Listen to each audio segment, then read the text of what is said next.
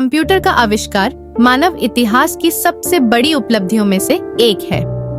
हालांकि आधुनिक कंप्यूटर का स्वरूप कई वैज्ञानिकों और इंजीनियरों के प्रयासों का परिणाम है, लेकिन इसके शुरुआती विचार और डिजाइन का श्रेय चार्ल्स बैबेज को जाता है।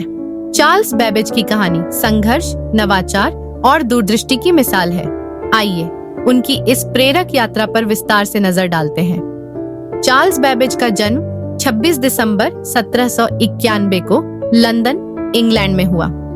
उनके पिता एक संपन्न बैंकर थे, जिससे उन्हें एक अच्छी शिक्षा प्राप्त करने का अवसर मिला। बचपन से ही बैबेज गणित और तर्कशास्त्र में गहरी रुचि रखते थे।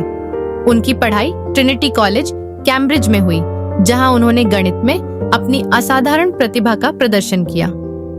चार्ल्स बैबेज ने देखा कि 19वीं सदी में वैज्ञानिक और गणितज्ञ गणनाओं में बहुत अधिक समय लगाते थे।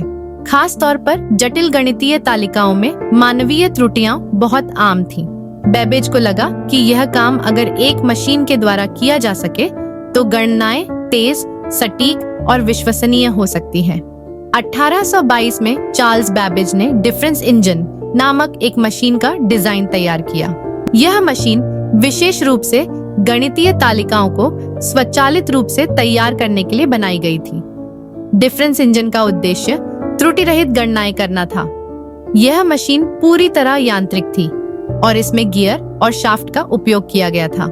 इसे उस समय की सबसे जटिल मशीन माना गया। ब्रिटिश सरकार ने बैबेज के इस प्रोजेक्ट को समर्थन दिया और इसके निर्माण के लिए धन भी प्रदान किया।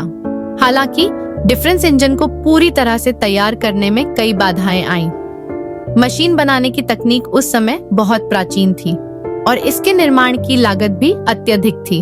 1833 में इस परियोजना को रोकना पड़ा।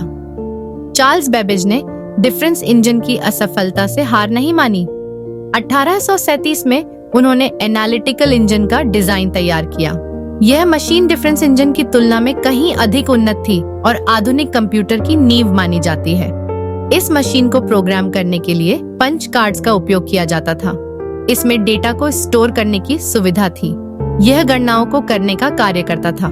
यह केवल गणितीय गणनाओं तक सीमित नहीं था, बल्कि इसे अन्य प्रकार के कार्यों के लिए भी प्रोग्राम किया जा सकता था।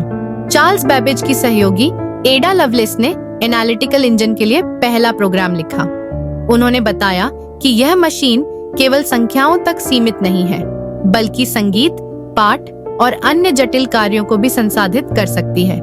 इस दृष्टिकोण के कारण एडा को दुनिया की पहली प्रोग्रामर कहा जाता है।